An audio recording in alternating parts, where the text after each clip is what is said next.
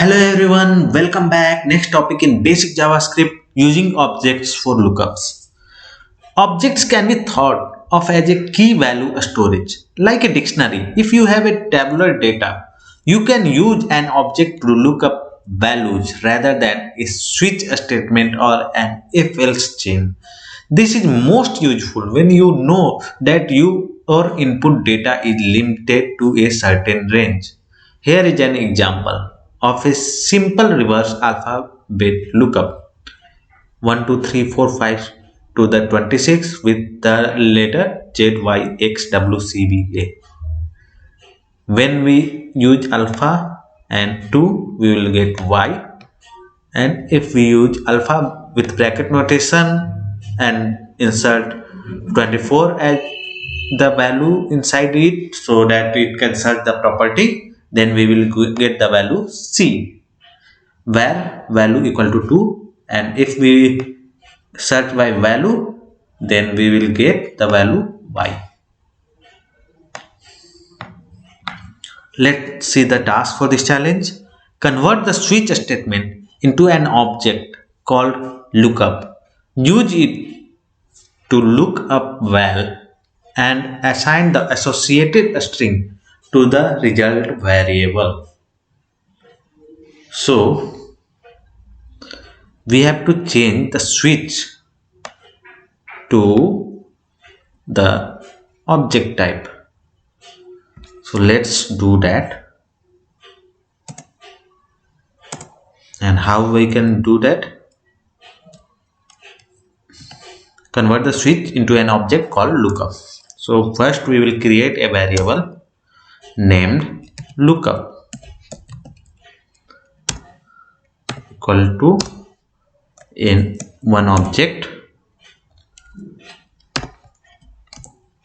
and afterward use it to look up val and assign the associated string to the result variable. So in case of alpha,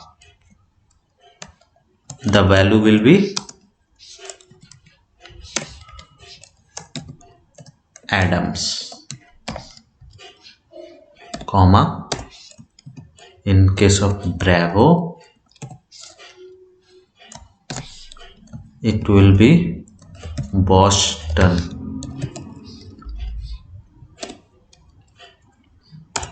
In case of Charlie, Chicago. And now let's go down. First I will start deleting it so that I can read next.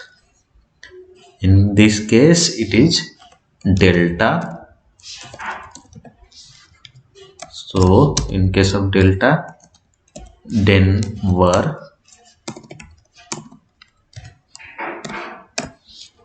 In case of echo, we have EG.